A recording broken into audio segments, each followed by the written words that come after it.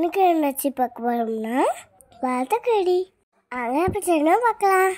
அடுப்பில் குண்டா வச்சு எண்ணெய் ஊற்றிக்கோங்க, கடுகு போட்டுக்கோங்க, சின்ன வெங்காயம் பொடி பொடியாக கட் பண்ணிக்கோங்க, வெங்காயம் போட்டுக்கோங்க, கருவேப்பிலை போட்டுக்கோங்க, வரமிளகாய் போட்டுக்கோங்க, வெங்காயம் வணங்குறதுக்கு உப்பு போட்டுக்கோங்க. நல்லா வெங்காயத்தை வதங்கிக்கோங்க.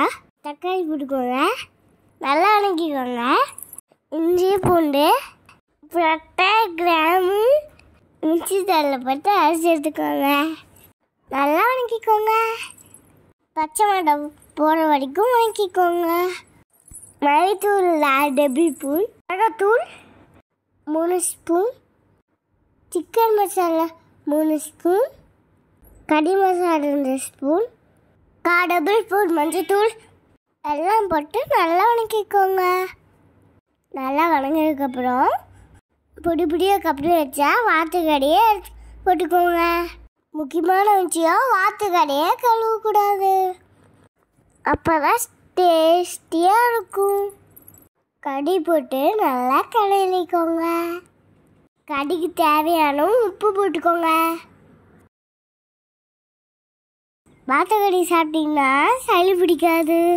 சுட்டீஸ் நீங்கள் குடும்பமாக சாப்பிடுங்க. காரம் போடாமல் செஞ்சு சளி சாப்பிடுங்க. ரொம்ப ரொம்ப நல்லது உடம்புக்கு. கொஞ்சம் கொஞ்சமாக தண்ணி ஊற்றிக்கோங்க. கடிக்கு நல்லா காய விடுங்க. நான் குண்டா பத்தில் குக்கரில் போட்டுக்கணும். குக்கரில் போட்டு தேவையான அவளுக்கு தண்ணி ஊற்றிக்கோங்க. ஊண்டி வச்சு 4 விசில் விடுங்க. இந்த வாத்துக்கறி இட்லிக்கும் நல்லாயிருக்கும், சாப்பாடுக்கும் நல்லாயிருக்கும். குழம்பே சும்மா கடுப்பு எடுக்க ரொம்ப டேஸ்ட்டாக இருக்கும். நீங்கள் வீட்டில் சேர்ந்து பார்த்து மறக்காமல் கமெண்ட் பண்ணுங்கள். ஓகேவா சிட்டீஸ்?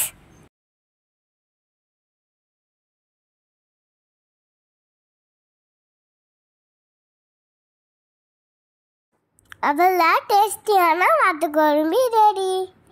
வாத்துக்கறி ரெடி. இட்லி போட்டு வாத்துக்கறி எடுத்து வச்சு சாப்பிட்டா சும்மா அப்படி இருக்கும். எப்படி இருக்கும்? சும்மா அப்படி இருக்கும். வாங்க சாப்பிடலாம். பாய்.